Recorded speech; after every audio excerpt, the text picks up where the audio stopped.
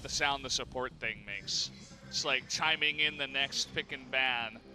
As we do get into it, we already have the same ban so far. MVP banning out Alistair. Malzahar getting taken away by Kongdoo Monster. The Malzahar ban is a bit of a surprise. Didn't see much of it in the previous years. The Zoe ban on blue side. Enough of that rubbish as MVP. Don't want to deal with Zoe mid lane. Want to see what else Edge has. Traditionally an Orianna Ryze player is Edge. So I imagine Orianna Ryze and Azir are certainly going to be considered picks for the side of Kongdoo Monster. When it comes to the first pick, a lot is open so far. See which way they want to go here, MVP. Lots of thought into the third ban. Probably trying to predict 80 carry maybe? What Kongdoo Monster would ban out and what they could go for as a first pick. Don't want to leave open Camille. Didn't want to first pick it. Didn't want to take the chance of Kongdoo not banning it out. Ezreal does get banned. If they want Kog'Maw, they have to first pick it here for Maha. Kongdoo Monster will certainly take it on red side in the first round, so that's going to be a heavy consideration. Yep, just taking it first pick, so high prize. Maha has had some good games on Kog'Maw in the past as well, but the cost is going to be whichever mid laner Edge wants, and Azir, T-list wise, is probably right up there next to Ryze, but does mean that Ryze goes to the side of MVP, so they're not necessarily that unhappy. I guess the one kind of psychological factor is that Ian was just obliterated on Ryze, so maybe you don't care if he gets Ryze, and they're even playing with the psychological side, being like, hey, we know Ryze is open. It's a good matchup, but did you remember the last game? Maybe you don't want to go for Ryze this time. Yeah, it wasn't too good in the Ryze versus Zoe Jarvan matchup, if Maybe you will. just Jarvan here. Jarvan's available, be a good first-round choice, but seems like they're not going to be going the way of their Jarvan. Very early Tristana, so want a bit more information before they settle on a jungler. Maybe Raze has something special to show us, but hypercarry for hypercarry. There's not much left after Kalista, Kog'Maw, and Ezreal are gone when it comes to first-round 80 carries, and Tristana has been having a bit of a renaissance in recent games. Yeah, I've seen it a lot. I've played around with it. I haven't been too impressed, but it definitely is a pick that you can go for, right? There were other stuff like Jhin. I mean, there's Twitch still available. We saw Kale hovered there for a moment, made me lose my breath, but most likely going to be the Kazakhs coming out here. Haven't seen it just yet. A lot of bans either today. banned or just not played today. Yeah, a lot of bans. In terms of matchups into it, Rengar is a bit of a skill matchup. Again, Jarvan you can just take, and you'll be Jarvan, it's probably fine. So he gets the information here, does Raze. Could just go for his pick of the junglers. Sejuani is banned away, but apart from Sejuani and Kazakhs, a lot left open. Would expect jungle here unless Raze is really prepping something crazy. Okay, I mean, they're going to go for the Shen here. It's flex pick, yeah, worth flex noting. pick, they are on red side now. There's a lot of flex picks that we haven't really seen too much attention on so far in tonight's games. Shen is one of them. Camille's another one that serves as a flex pick, so could definitely be support Shen from Secret. Will be our first support Shen in a long time here in Korea, but is a favorite in solo queue especially. You are leaving up Jarvan and Ornn to both be banned out here. If you do go for the Shen pick instead of the Jarvan pick or instead of the Ornn, that is, by the way, still available. We'll see if it does stay available for too long, because I feel like that wouldn't be a bad first pick in the second phase for Kongdoo Monster to just pick up again. Roach looked great on it. I'm not sure if MVP should leave that pick open again. You see the Braum ban, which also suggests an Ornn first pick, because Braum is one of two champions that can just break the call of the Forge God. Yeah, it does force an Ornn ban here, so hard to say if Kongdoo Monster was going to settle on Ornn, but they certainly forced a ban out of MVP. Okay, a very quick Zac pick here for Raze. Makes sense why they delayed it for a while. If you choose Zac early, while Azir has presence, Zac usually needs strong lanes to get through. If you just have winning lanes everywhere for MVP, then you see Zac invaded like we saw time and time again in the LCK playoffs last year. So a little bit of extra safety there for the Zac. One of the great counter picks to Zac is the Thresh, who has the ability to just use the Flay and interrupt the initiation. So another favorite of Max's as well. So first Thresh of the season. Yeah. That is going to come in, and this is one thing I was going to mention, the Vladimir to come in, so it denies something like, you know, a Gangplank top if you were going to go into the Shen support. They pick it up, it's not bad into other picks, but instead they switch to the Gangplank, and they're saying, we don't believe that your Shen is going support. I mean, they're just playing like for like. You remember, they did the same thing here. Kongdoo Monster showing Rise, then locking in Azir. There's a lot of lanes that can overpower a Gangplank. Irelia is an old one. Roach has traditionally played Gangplank and tanks. We're now expecting it to be a top laner. You do not want to take Shen into the Gangplank. It's going to be a little bit more normal. Nara is a good matchup into Gangplank as well. The Shen support is confirmed for the first time in 2018. We'll see if Secret can bring out his secret power. That looks like a Gangplank drawing. Nicely done. He says, for LoL Champs Spring, let's go with Gangplank. And he said he came here to watch Gangplank, so I suppose he's lucky tonight. Yeah, everyone is getting what they want tonight here in the games. Had a lot of innovation, more standard draft here. The eye-opener is the Zac pick from Raze. Different type of champion to the Jarvan. You don't expect level 3 roams with Azir, Zac. Such a different proposition to the pick power of Zoe and J4. So I think the speed of this game could be very, very different, and that'll definitely suit MVP, who just want to play themselves into any sort of form after being in disarray in game 1. Yeah, definitely gives MVP a new shot at it. You know, they're not going up against Zoe Ornn anymore. This looks like a much more normal game. We'll have a couple, or even 3 tanks once Gnar hits that Mega Gnar form to help out the Tristana in the front. Also has Azir for more just disengage or engage on that. MVP's comp is a little bit more all over the place. Rise and Gangplank, good split pushes, no front line for the Kog'Maw, so Kog'Maw denial more than necessarily a Kog'Maw focus comp like we saw from Kongdoo Monster in game 1. Don't have to build around Kog'Maw, but sometimes you need to be convinced. So I need to be convinced that MVP really do have everything on the ball after game 1 especially. Yeah, definitely looks like that. They went into the back room, they did a bunch of strategy talk, and good news, guys, there is no pause this time around. So the countdown has started. Let's jump into game number 2 of Kongdoo Monster versus MVP.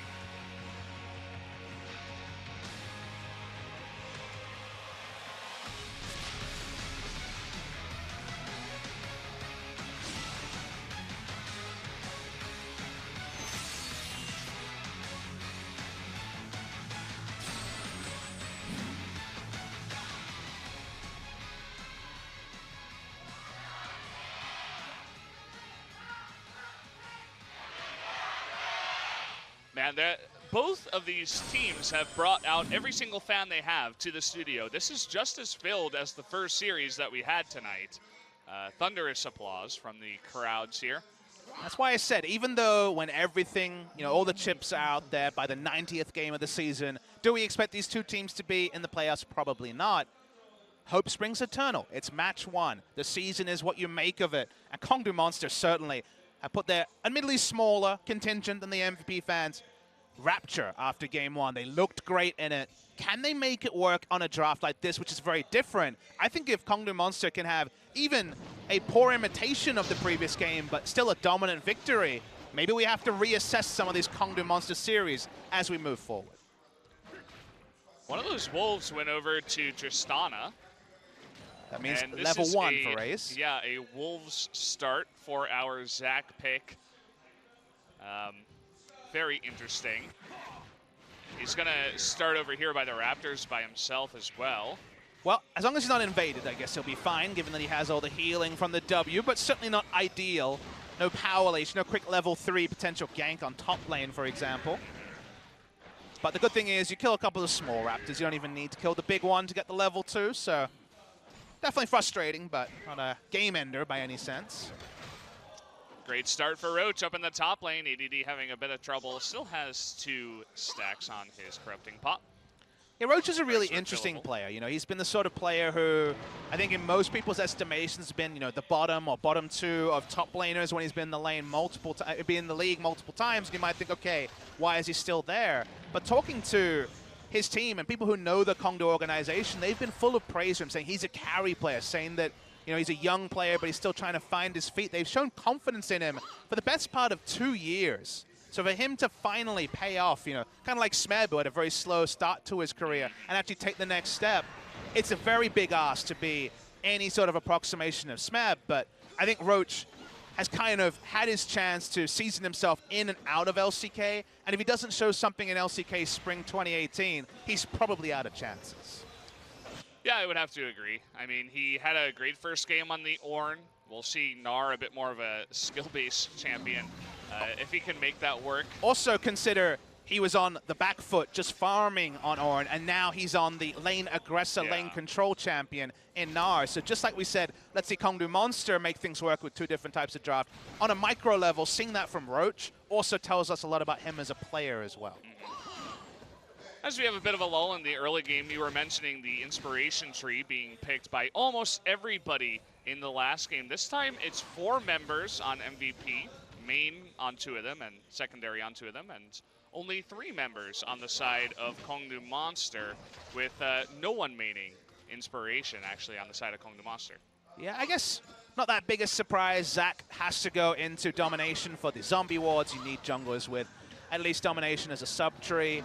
And then when it comes to Roach, he's showing a bit of respect to Gangplank, who if he gets an early gank can run away with the lane. So going secondary resolve and just looking for the auto attack harass. The Gnar is one of the few champions that actually still picks up Summoner Airy after the nerf a few patches ago, just because a single auto attack harass is enough to proc it. So harass with the Q, but also harass with the auto, just trying to keep his opponent at low health and then threaten a dive basically at any point, because Gangplank will spend the entire laning phase 50% HP or below. Yeah. It's kind of interesting that the Gangplank does not go into Inspiration, takes Domination secondary. Would like to see what he picked up in that. Agree with that. I see almost all Kleptomancy Inspiration into Resolve secondary, so Domination, I guess Zombie Ward is probably what you expect. Maybe something like Taste the Blood, or actually not a cheap shot, I guess, possible, but I'm interested to see what a second one was. We'll probably get a look at that. I doubt it's any sort of snowball mastery, so yeah, it is interesting to see, especially because Resolve was buffed. Resolve secondary, I guess Resolve in general was buffed quite a lot on this patch for everyone who didn't want 160 health at level 1. The fact that you now get laning stats, AD or AP, does help the laning phase of people that went into Resolve. So again, very surprised to see ADD, but if any man is going to do things a bit differently, ADD is certainly the top laner to fit that bill. Yeah, he basically just does what he wants. Picks champions that nobody else really picks. How many weeks till we see the Scion, Valdez? I've seen it maybe once in solo queue. I see it quite a bit. We've both been playing a lot of solo queue. I see it quite a bit. Really? So where in top? Yep, or in top. How about support? Sometimes. Yeah. I'm an offender of the Comet support. It's so funny. So the person you've been seeing a lot is yourself. No, I don't play Scion. it in top though. Oh, okay. I see it myself in the support role, but in top lane, I mean, it's unkillable, so that's pretty good. True. Also in a 2v2, if you die early, you can help out. Good stuff like that. Seeing a bit of jungle attention here from the Kha'Zix. Considered by many the top meta jungler on this patch. Some people will say Jarvan. Most people will be saying the Kha'Zix. Even after the lethality nerfs, losing 2 lethality on Serrated Dirk and also the evolutions in a recent patch. Yeah, it's you can do a lot of damage very fast. I mean, the entire domination tree allows you to do that, but electrocute as well. It's pretty oppressive, and especially level 6, you pick up the evolve on your ultimate, so every time you enter a brush, you gain movement speed and stealth, so your mobility in the jungle gets out of control, your mobility in general, your gank potential, because you can come out of the brush, and invisible, and then ultimate to get extra stealth, and then you enter the gank on top of the guy, and he's like, okay, I had no idea you were there, I'm just dead. And as a flow-on effect, also consider that it's pretty much super tanks in the support role, and then DPS members elsewhere. So just that reality means that there's a lot more space for you to not have to evolve a damaging ability and have enough damage in the lane to follow up a successful gank. As we can see the keystones here for Secret, he's not taking Zombie Ward, which on first glance seems like a mistake. Sudden impact there for the extra damage. It's weird that he's taking those 2 in particular. Of a domination tree, I would definitely not expect to see one of the I believe it was Ravenous Hunter, but also going into the sudden impact. That's a bit strange. Yeah, trying new things out. I mean, Shen support isn't exactly super meta. You see it from time to time, but trying to teach us a new thing. Maybe it's his own secret damage there. So see what he can do with that. On our screen, it actually has inspiration underneath his resolve, so maybe it was a mistake. Not really sure. I'm guessing so, just because Ultimate Hat. He has the stopwatch. Yeah. Ultimate Hat is so good. Guys, we have a rune issue here, and I don't really know what to tell you. hey, it's not me saying anything. I'm new here. I'm being nice. Yeah, we got the confirmation it was wrong. There's first blood as Roach turns into Meganar and Raze with the follow-up. Roach, once again, dominating his lane. I like your seamless transition from confirmation from production into first blood. Very nice, Valdez. Turret dive, you're expecting whenever you're against a Zac comes true. The stopwatch, apparently, eyes was off the keyboard for a second and leads to the first blood. Beyond's going to try and solo the Drake, which against Ocean is always pretty painful, but he'll get there eventually. Yeah, it's going to be a really nice Drake to pick up this early on in the game. Get a little bit more sustain for Gangplank up in top. And that's pretty much the main thing. I guess Ian can get a nice bit of sustain on both his health and his mana in the lane up against Edge. And I tell you guys that from playing Shen support and also looking at players like Gorilla, it's usually Ultimate Hat and the stopwatch are the choices. Makes sense. In the Inspiration T. Ultimate Hat is so good just because you have such a long cooldown that 5% CDR and then an extra 2% on a 3-minute ability is very relevant when it comes to presence. This time, I'll give you another time. You can play-by-play this one this time. I mean, ADD, he just walked into it. He's like, I'm not going to get away, so I'm just going to try to remove Scurvy. But it was already too late. Zac barely did anything at that point. All right, if they show it a third time, I'm going to play-by-play at Valdez. Where's my play-by-play at? You can do it. I'll let you do it. I don't think we're going to see a third replay of that one. It's going to be a sad game if that one's in the post-game replay. You can do the next team fight. How about that? No, I'm good. I'm good. You sure? I mean, we got some riveting action between these two teams. I know that some people misunderstand the label color casters, but okay, there we go. Let's call it special comments. It says sorry. It says sorry next to Secret's name. On the left, it's like, sorry about that. But these are actually the real runes.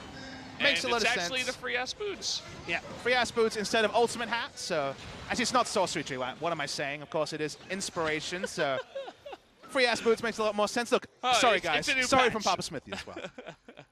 We'll just put a sorry next to your head sorry the next time we come on come on the camera. We're learning, guys. We're learning. Just like when I tried to remember the names King Zone and KSV. Oh, that was fun. In our Samsung versus Longzhu series. Yeah.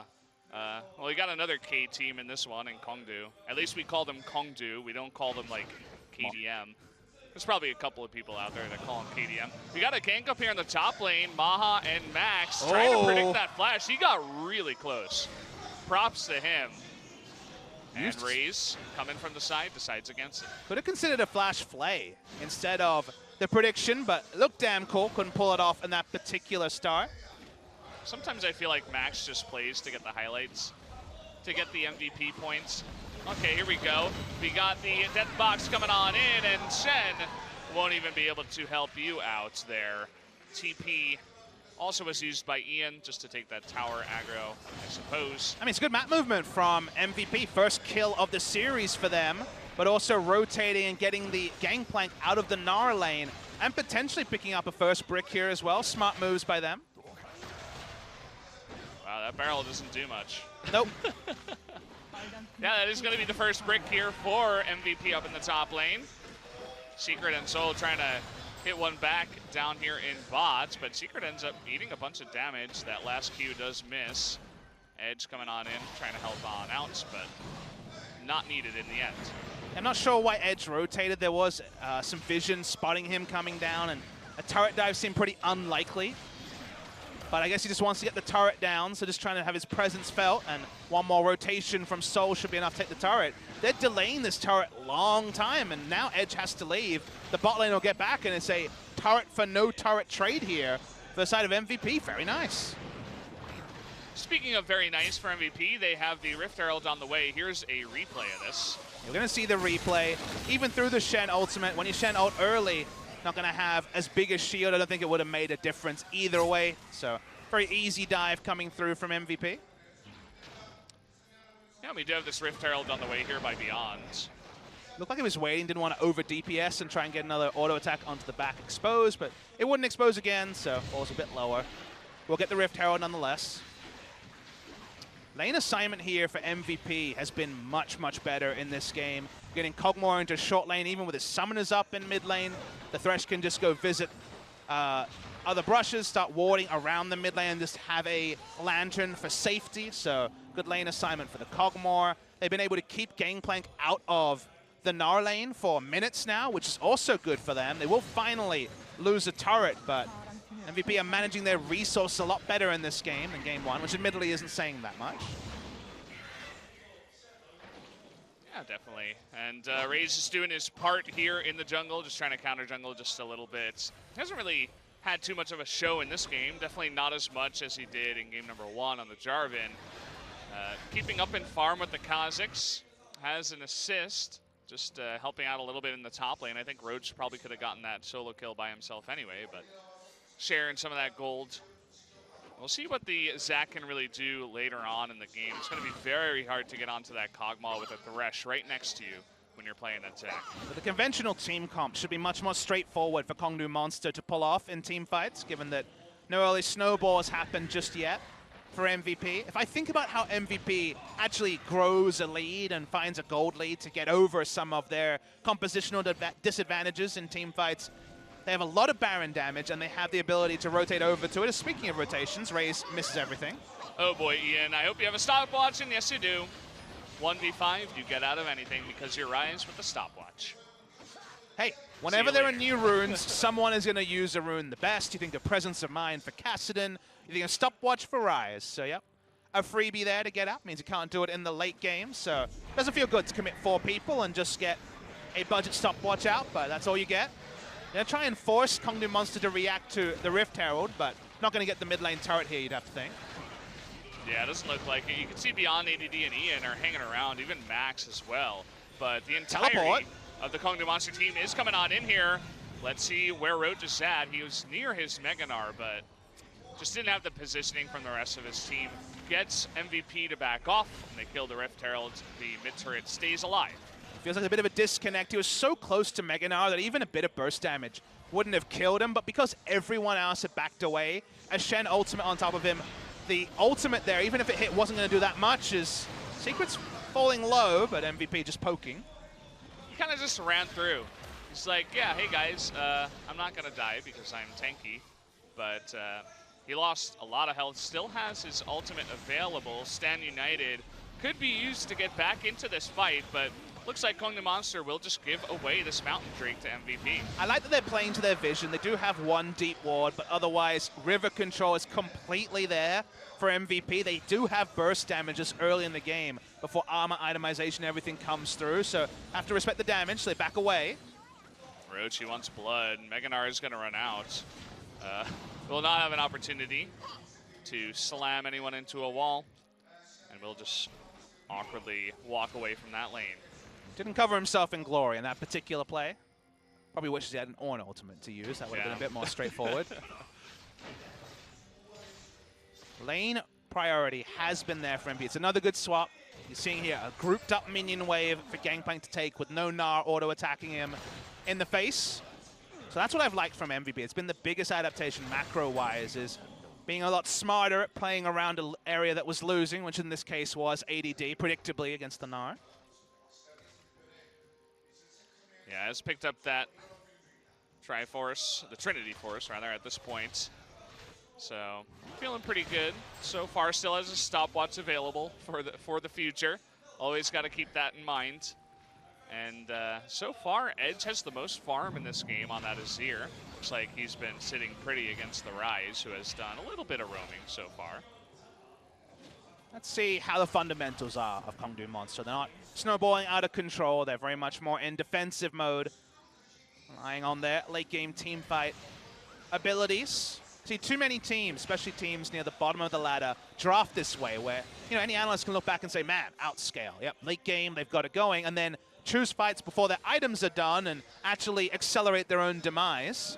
They're going to play aggressively onto Ian. Boy. They're trying to make the Shen work aggressively. He's going to flash forward for the taunt. Edge was killing minions back in the lane. Now Secret's by himself. He's forced to flash out of that one. Not the gank Kongdoo Monster we're looking for. Yeah, I ended up telling a bit of a prophecy there about getting a bit too frisky when you have the scaling comp. Just unnecessary. Go in, draw out the flash, and then back away. But they were on two different wavelengths, Edge and Raze not having the same level of synergy this game. Understandable, still beta testing to be done. But they'll back away. Not too much lost in that particular situation as Teleport's coming in onto Roach. Oh, he realizes it a little bit too late. And even Maha and Max are rotating up here. So 4v1, can you do it this time, Roach? Doesn't look like that's going to be the case. Flay comes in, and they give the kill over to Ian. Zero will get a turret, or at least a big chunk on a turret in trade. Gangplank doesn't want to teleport to it, so yeah. Even though Roach's top laner sense maybe let him down, are able to get a lot of turret damage as a response. Yeah, the question is it worth it in the end of this all? We're going to see Kongdoo Monster continue with the gold lead at 1850 into this game. Now, MVP does have a lot of pressure here in the mid lane. Everybody's grouped up. You see Gangplank in the top, Kazakh's hanging nearby, but Raze and Secret, it looks like they're thinking about a gank from the side, and MVP, they're really far pushed up. Roach could teleport in as well. Yep, here we go. Yeah, here we go. There's the teleport. It's 5v3 right now. Beyond a little bit too late. There's that Dream of Shovel to get everybody back into the back. That's going to be one kill. A little bit of a mishap on the Tristana ult. Pushes Maha away from the rest of them, but Raze is not yet done. He's going to knock a Maha, and it looks like his time on the Rift is over. That's going to be a second kill going over to the side of Kongdoo. That was largely excellent play for the side of Kongdoo Monster. Great double stun onto the Kog'Maw there coming through from the Zac, and then the Emperor's Divide pushing everyone in. Like you say, could have been a little bit cleaner, but they got the bot lane turret as a trade for a single kill. Allowed Roach to teleport back in. And big damage on mid lane. And all Beyond can really do is try to wave clear. It's not going to work, and it's a second turret to the side of Kongdoo Monster.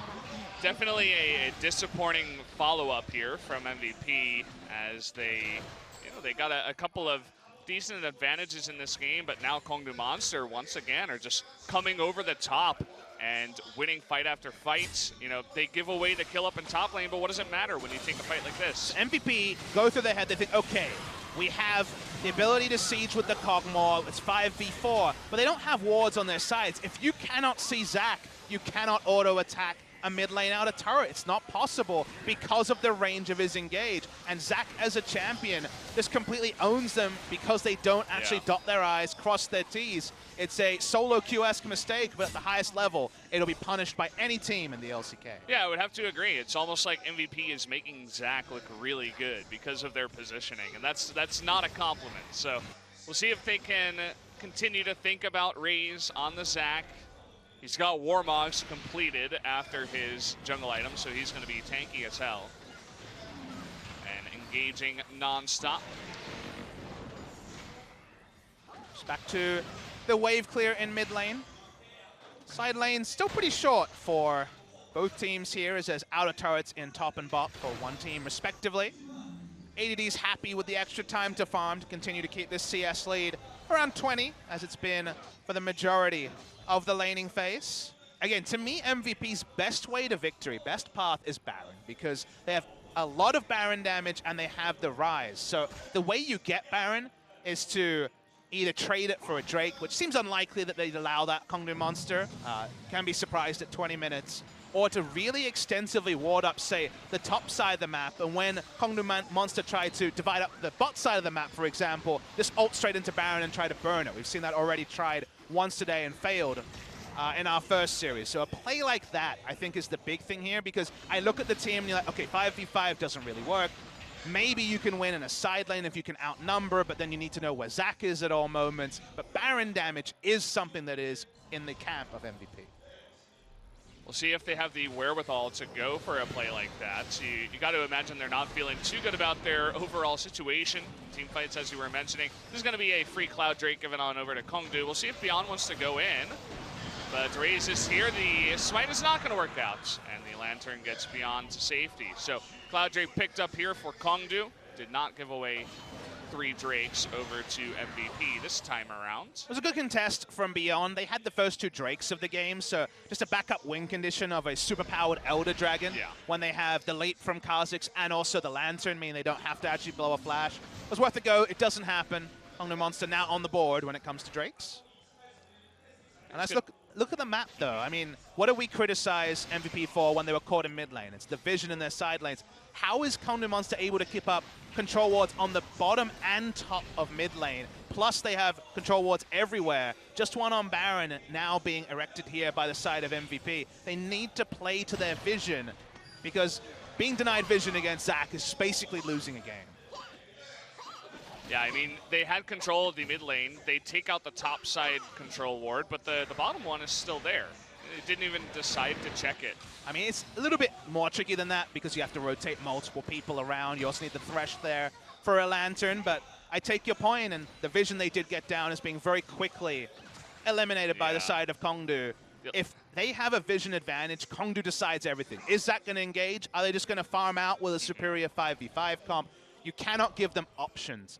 As MVP's team comp, you need to pose these questions like, are they doing Baron? We don't know because we can't check the vision. That's the sort of thing that needs to be happening. Otherwise, we get back to this equilibrium point that favors Kongdoo. Yeah. I felt like the only reason MVP was able to get any vision near that Baron was because Kongdoo Monster sent 2 of their members back home to shop. And now that they're all shopped up, immediately the vision control goes back to Kongdoo Monster, who have 5 control wards of this game. 5 control wards. Better macro so far. They got Azir down in bottom lane to take the tier 2. Now he's in top. He takes the tier 1. And Ryze doesn't stick around to try to clear the waves. It's not really working out for MVP too well. They're going to retry here at mid. Using smites aplenty to try and get the down. Should be able to burst it down this time. They actually do get the hook here onto Shen, but here comes Zac. Is going to knock a couple of heads together onto Ian and Max. But in the back lane, you can see a fight going on. Beyond almost gets taken out. Raze gets away with his life, and in the end of it all, Beyond is the only one that dies. And here they go once again. They're still going. Done. They flash forward, trying to knock a couple more heads, but the passive is procced here onto Zac. We'll see if they can actually get that out with the BioArcane Barrage. Looks like not going to happen, and Zac will get out. So in the end of it all, a turret for 1 kill against Beyond. I mean, this time they tried to power down mid lane. They got it, but you can see that Kongdoo Monster, they didn't have the same setup time they did in the previous team fight in mid lane, but they still almost make them pay as severely. Only a single kill flatters the setup from MVP. They tried to rush it down, but again, where is Zac is the question that needs to be answered before you ever start trying to siege, because he comes in, he knocks heads, he displaces people everywhere. It wasn't the worst possible from MVP, but it still was a bit all at sea. 5v5 team fighting when you're not on the same page makes it even look trickier than it is with the team fight comp they have. It's a nice try there by Raze to make more of the play. They wanted at least one more pick. Maybe they get a shot at Baron if they do so, but was not quite the case. He ends up blowing his passive, which is unfortunate. But again, another kill going over to Kongdoo, and they still have all of the vision. Now those wards from earlier have mostly all expired around the Baron, and MVP really just has no idea what's going on around that river. I'd love to see a stat for what percentage of this game Kongdoo Monster have had 4+ control wards live on the map, because it feels like it's minutes upon minutes. It feels like it's a pretty significant portion of the game. Right now, I spy with my 4 control wards, so I believe one person doesn't have theirs down. It should be worth noting that the 2 in bot lane were, I assume, by the bot lane ages ago, and they haven't updated it closer to the path of the action, but it does mean that Narino's not being ganked, so they have some small value. It's probably the Tristana ward. I mean, you can see that she doesn't really have much inventory space to buy control wards, but she did buy one at once. So control ward comes down here from Ian, immediately gets popped, but at least they have spotted and almost got Soul with the Thresh hook. Does not work out, and Kongdoo Monster continue to have vision control. Let's take a look at the damage here. Kog'Maw is way far ahead in this game, and not too much damage overall is one thing you can notice, even though we're 30 minutes into this game. So Kog'Maw in this particular game has had a Zac to auto that obviously he's not going to kill, but he's always had a target because it's Kongdoo Monster diving into their backline, so he doesn't get kited from doing damage, like, for example, the side of Kongdoo Monster haven't had targets because there's no one tanky on the side of MVP. If you have tanks, the enemy team's going to do damage because they're there to soak, whereas they have no tanks, so they can't afford to be in the line of fire. 1,000 damage kills any member on the side of MVP short of maybe max, so that's why the damage numbers are low. They lock down Raze, and actually a retreat here, but the TP coming on in from Roach. He's going to hit Meganar, and Max just going a little bit too far. They're going to trade supports here. Now a knock up onto Ian. He brings him back. Is there enough damage to take him out? Not quite. The shield gets him, but then Roach knocks him into the wall, and there is going to be that Azir damage coming out onto the ADD as well, and Kongdoo Monster just barely get out of this one ahead. Lots of low members, but they do win the fight. Yeah, end up going 3 for 0 overall. No deaths on the side of Kongdoo. Sorry, I should mention Shen went down. So 3 for 1. They had control wards again, so they weren't losing in terms of vision, because losing an auto attack because someone jukes into a brush is such a frustrating thing in a team fight. It wasn't ideal. It took a long time because Zach wasn't actually able to get into the fight till much later. You'll notice takes a bit of damage, and he's kind of walking around when this action really starts. They DPS onto Max. He's first to go down. By the time Zach comes in, it's already a 1 for 1, but Zach does his thing. The rest of the members are all over the place. Beyond almost burst down Soul. So Soul was trying to take advantage of auto-attacking over a wall. Yeah. But almost gets assassinated doing so. He's got a stopwatch because so does everyone. And they got a Baron, I guess. We got a fight going on here. The Baron goes down and Beyond gets hit. Max will go down too. Unfortunately, we didn't really get to see what happened. ADD looks like he's running away, but from what we can tell, it looks like very Kongdoo favored as they take the Baron, and now they're going for a push down mid lane. I mean, they still had the wards down, you'll remember, so this return, they said, well, you don't have any vision around here. DPS down Baron, they have incredible siege and so many frontline tanks. One day they'll know where Zach is, probably when he's right on top of their faces, because they still don't have any vision on him. Goodbye, inhibitor. And this game went from 0 to 100 in a breath of a moment, and suddenly Kongdoo Monster are a team fight away from victory. Well, we got Azir sitting at 4-0-3 at this point, looking towards his 4th item. Edge having a very nice game on a different champion. But really, it's been about the teamwork. Let's take another look at this replay around Baron. I mean, Ian's in base. You know, Ian's not going to be there. They try to poke around, put the Baron damage. We said that's the one thing that the side of MVP had. Well, turns out Kongdoo Monster do plenty as well at this point in the game. AD can't do anything. They have no frontliner, so how do you 5v5 fight when the 5 members of Kongdoo Monster are grouped? You don't, Val. There's nothing they can do. It was a great move. You were mentioning the vision. It was all about the vision. They just didn't know what was happening. It was a close fight, but immediately, the second everybody on Kongdoo went back home and was healthy, they started the Baron right away. And you look at the comp from MVP, and you think, solo queue, great team comp. Lots of people here can solo carry, a lot of damage. The problem in competitive is, if they were able to keep up vision that they clearly aren't, their vision control this game has been very poor, then you can do things like rush down a Baron. But if you draft this team comp and your fundamentals are worse than the enemy, then you just lose because you can't do anything. You can't gank, you can't start Baron, you can't face check. Who is the face checker? Is it Max? Because he's going to die pretty fast, Righteous Glory or no. No one can face check, so the Baron is free for the side of Kongdoo Monster. And 2 games in a row. The first game you can say power picks, the second game it's just about what MVP thinks is good. I think they just have a misread on the draft at the moment, a misread on the meta, because this is pretty woeful stuff, honestly. I mean, we always have this in the beginning of a new patch. Which team is going to get acclimated to the new patch faster than the other team? And so far, the obvious answer is Kongdoo over MVP. And we've seen it play out here. I feel like overall the macro play from Kongdoo Monster is looking a lot better from last year. I wouldn't say it's pristine, but it's looking good, at least against MVP. Would love to see what they can do up against one of the stronger teams in LCK. Let's see if they can close it out here. Ray's charging up. Yeah, he's jumping on in. He's getting low, though. They're able to burst him down. Not quite, though, as the shield comes in at the last second. But this does mean that because they engaged a little bit early, they can't get the inhibitor just yet. Yeah, Ray's just wanted to zone, but realized that, hey, 5 damage dealers still can do respectable damage. He's got Warmogs, though, so as you can see, Warmogs and an Ocean Drake. He's full health again. How did that happen? It was like 10 seconds ago, I swear. And Soul, he's level 15. He's got some pretty good range now on the Tristana. Able to pick that down, and Raze thinking about going on in. Just zoning. Yeah. Didn't even have to commit to it. They get the 2 inhibitors. They get away. Kongdoo Monster, 7,000 gold up.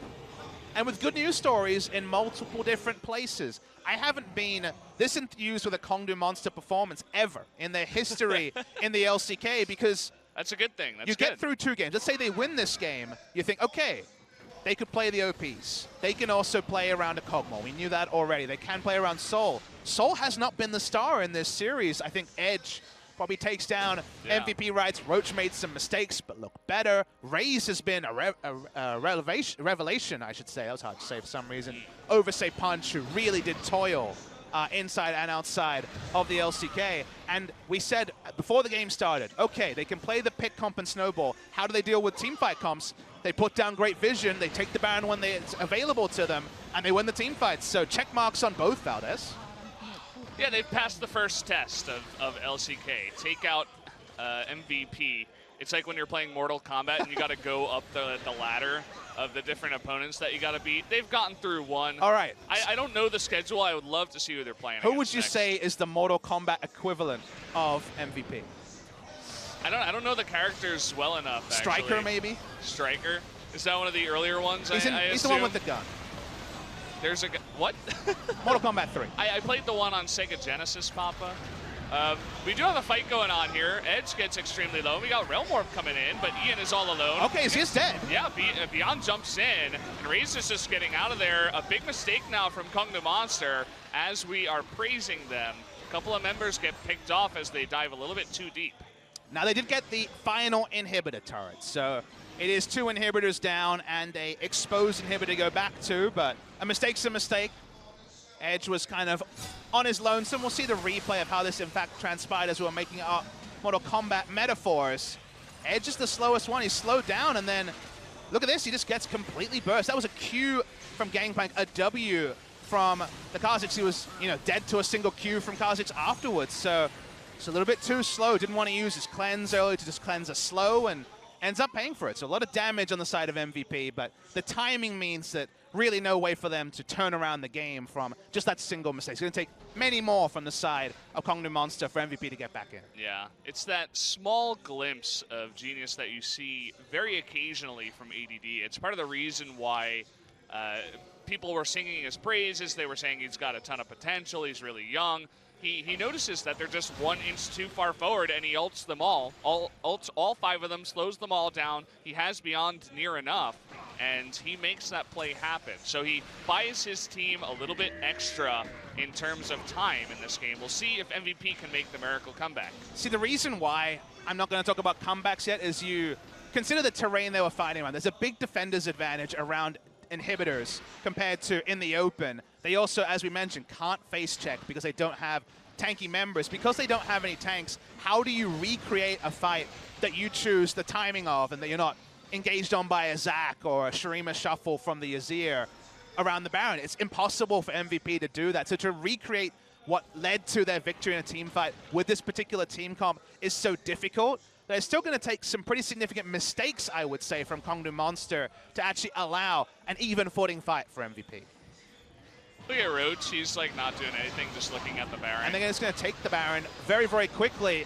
You're seeing them come in, but it's going to be too fast. You'd have to imagine. Yep, it's already gone. Okay, well, we do have the Gangplank ultimate once again. Lots of slowing from Beyond.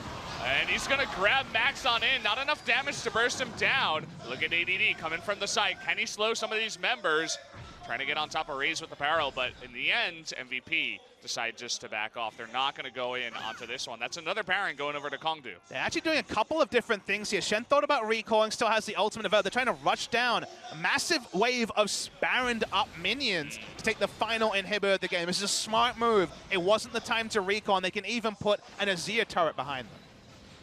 It's going to be very nice. We'll see what they can do, having Soul in the front once again, but look at the amount of poke Ian just ate from Edge. Not going to be fun for him, but now we got Maha in the front. That death sentence was an inch away from Raze. Not going to land, though. Because of the wall mogs, they can just back away, wait for Raze to regen and try again. So, long as the Cannon Barrage is not up, they still have a lot of options here to Kongdoo Monster. Still a very healthy inhibitor, but as I say, that Soul gets into position. Knocks it down to about half health at this point. All the inhibitors have respawned, by the way, so do have a nice little wave pushing down on the bot lane that someone from MVP is going to have to deal with, though, in a couple of seconds here. Still being very stubborn, trying to set up for this third inhibitor. Top inhibitor, I guess I should say, with the other ones respawned so difficult because of the terrain and the fact the Raze not really threatening, although Maha has to flash. Yeah, they call Maha, but the Cannon Barrage comes on in. They actually get the Shen, but they don't have enough damage. Kazakhs had to go all the way back home. Not even in this fight, finally rejoins. But they get that inhibitor, and Kongdoo Monster not looking at a full-on engage. By the way, that bottom lane I was talking about gets the inhibitor taken away. They could not look at it. That's going to be 2 inhibitors now for Kongdoo. Yes, that's why they stayed brute forcing their Kongdoo. They also eyed the bot lane minions doing the dirty work for them. We see MVP rushing towards Elder Dragon. It's just spawned. They're confident there isn't too much vision around there by Kongdoo, given how much they invested to take the Baron. Elder Dragon would hold value for them because they have 2 Drake buffs themselves, but because they are 2 inhibitors down, 1 in top and 1 in bot, you have to push those minions very far, not stop yourself being exposed.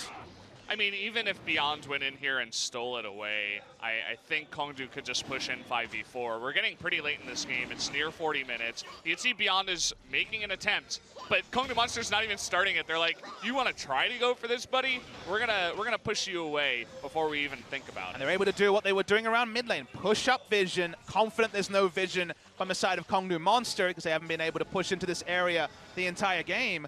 And now you can face check a Zac if you want to, otherwise you're giving up an Elder Dragon. Yep, no vision now. Even the Scuttle Crab going on the side of Kongdoo Monster.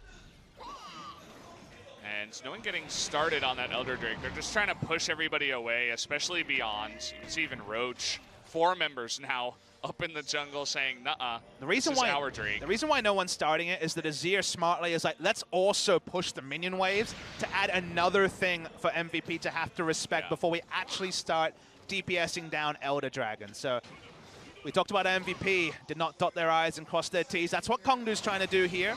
About 25 seconds before the top lane minion wave is going to push in, and that's why Kog'Maw just says, well, got to give it up. And I love the mental fortitude of Kongdoo, not rushing. They're not in a rush. They have the scaling advantage. They have the gold lead. They have the kill lead. Everything's in their column. So why half-ass the setup and then lose from a Elder Dragon steal? No need to do that.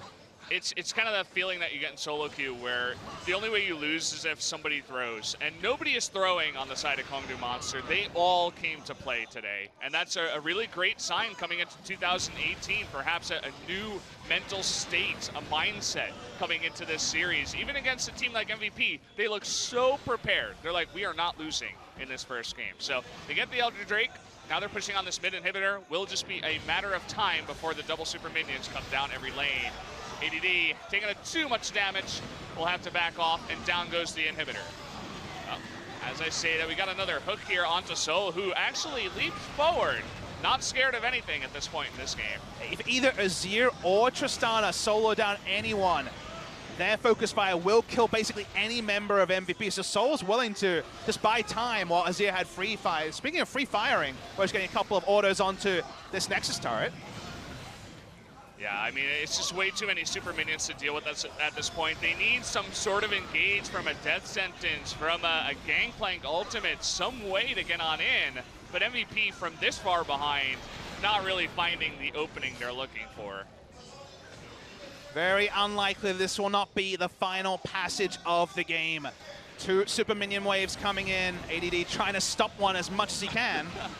All on his lonesome, it looks like at this point. Raze, he is getting locked down forever, but he kidnaps himself away and even gets a Shen ultimate. Kongdoo Monster, they are playing this so carefully, so meticulously as they take down these 2 Nexus turrets.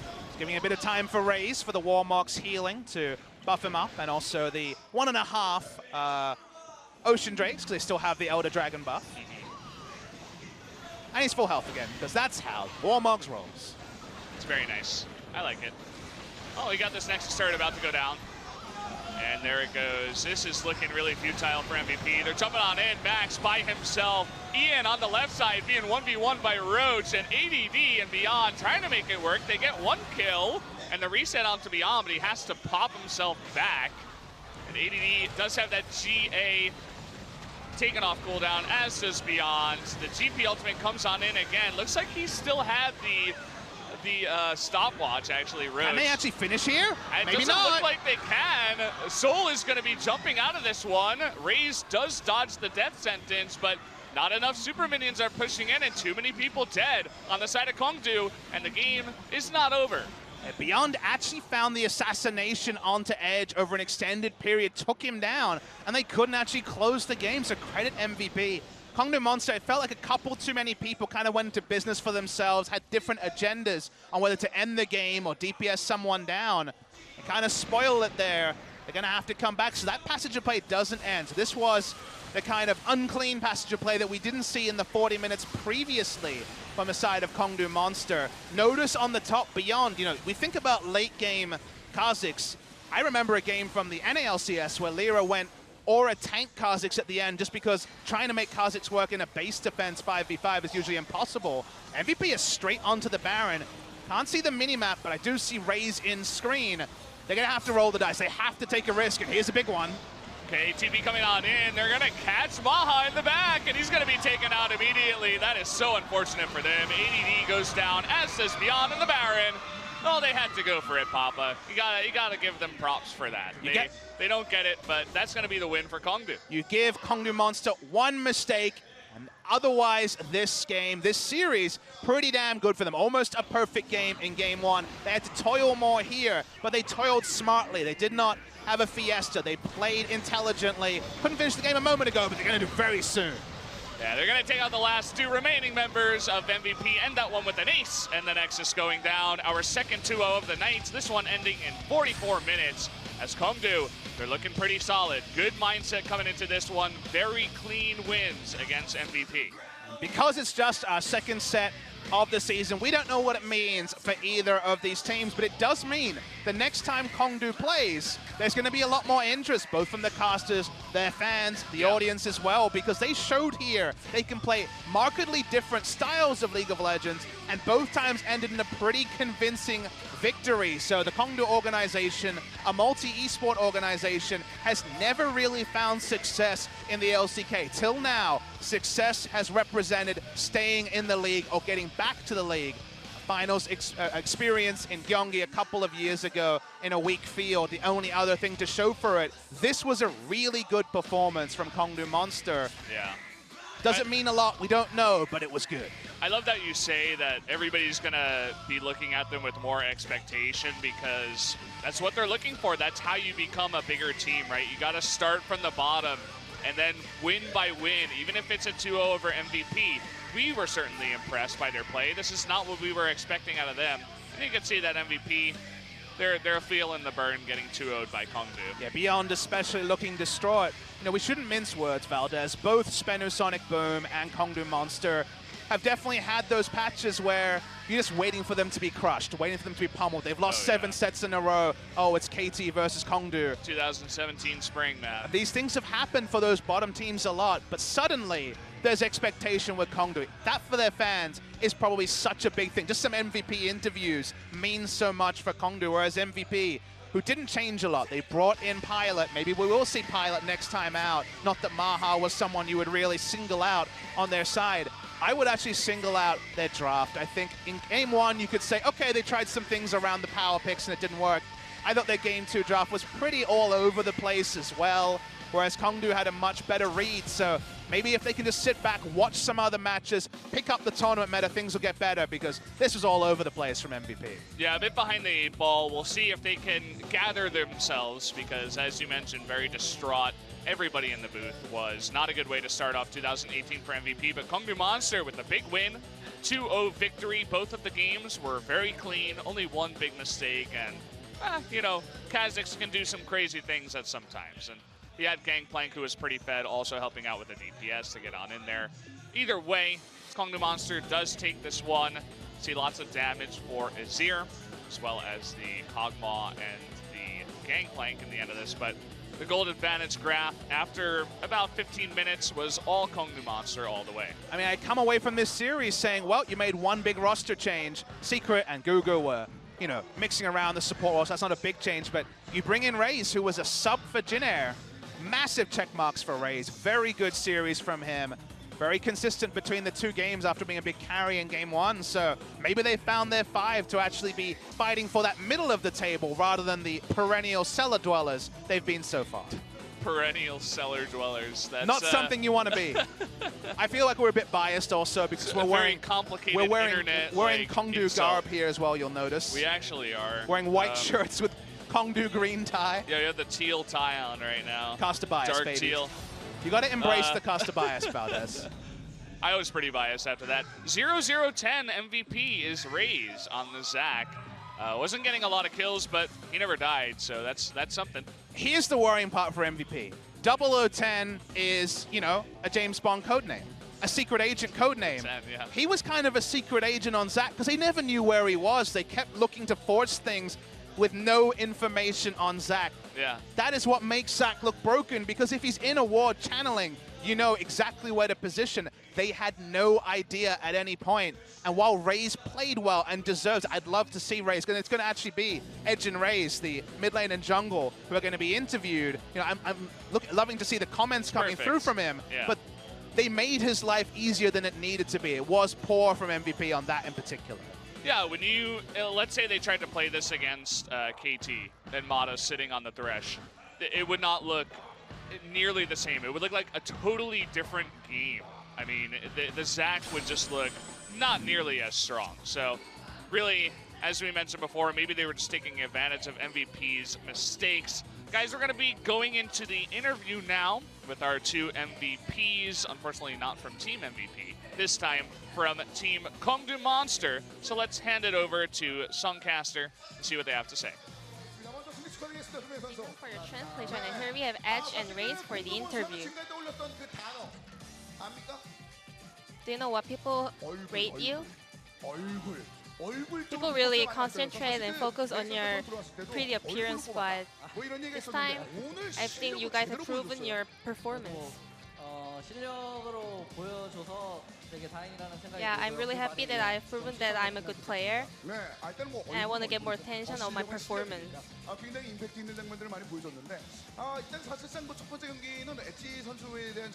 So for the first game, actually had a great performance. So you have proven that you're a mid laner who dominates the game. What kind of change or improvement have you gone through? Back in the days, I was trying not to dominate or carry the whole team, so I was in a bad positions. So I practiced on it to get rid of those kinds of mistakes.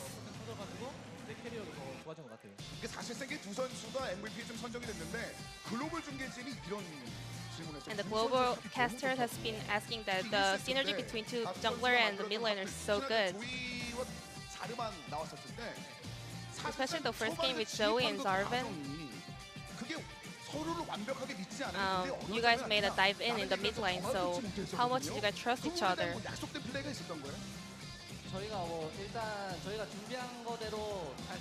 I think it turned out as we prepared. And I also believe that mid laner and junglers are the most important players from the team, so I'm really happy. Speaking of Zoe, she was almost close to retirement because there were so many nerfs. So how do you rate Zoe as a champion?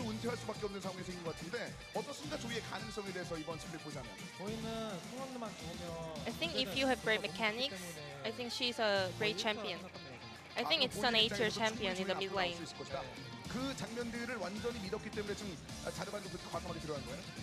So was that a faith in Zoe that you could make her dive in the mid lane? Yeah, I just told him to land his E skill, and we made the dive. So speaking of Zarvan, Ambition used to make item builds with tanky items, but you were not. What was your plan? Well, in the early games, I had some good grow-ups, so I was trying to get pressure with my damage, so I just thought of building some dealing items. Then, can you tell us about the top Illaoi pick?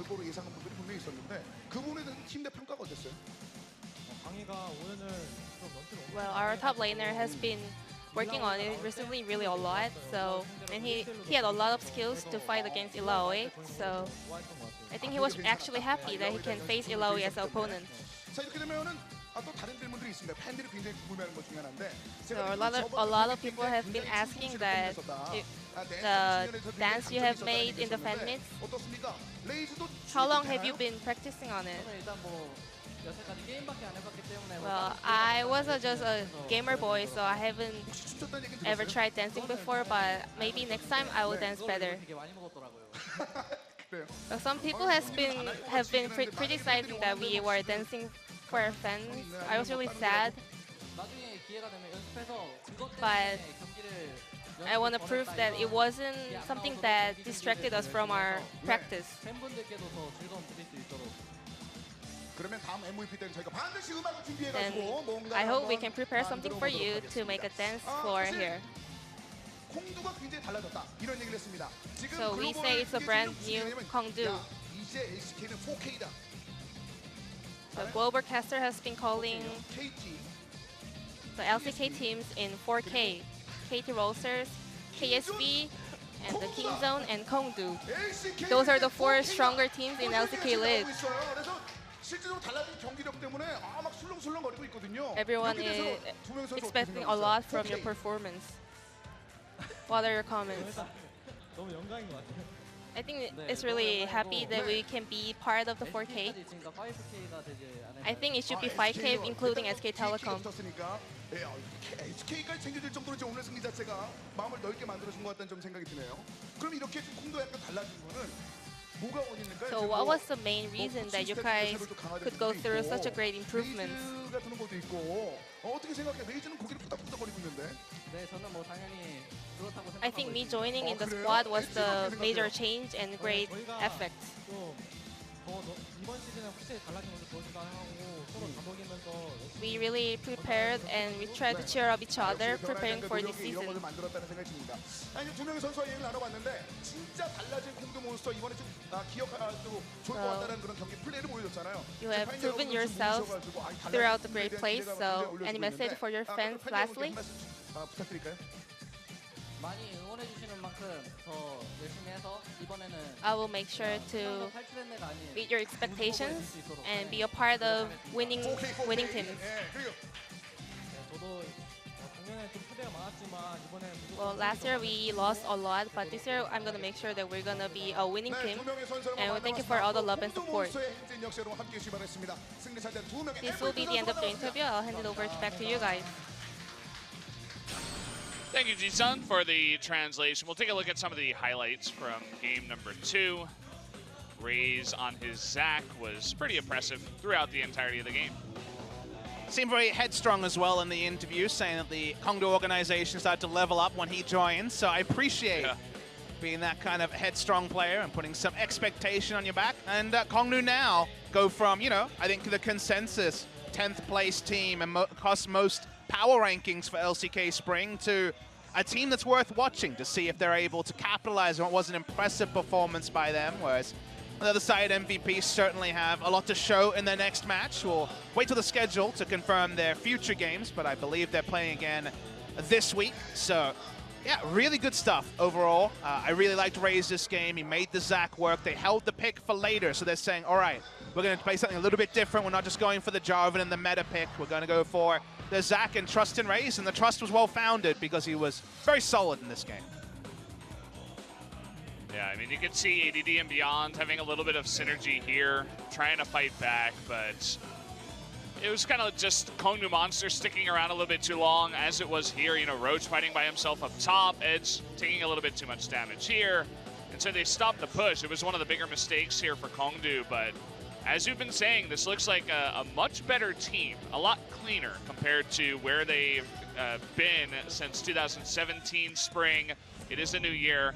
It's looking a lot stronger for Kongdoo Monster. And the fact that there's been so many seasons of the LCK means these things like previous expectations do matter. For Kongdoo Monster and their sometimes half a season-long struggles to pick up a first match victory, it means a lot for this team for the first time ever to start their season with a win. And while the end may not necessarily be the same high they're on today, a 2-0 on the first match day is a great feeling for Kongdoo Monster. And you were mentioning when would they play next? They're going up against BBQ Olivers. Perhaps one small step up on the Mortal Kombat totem pole.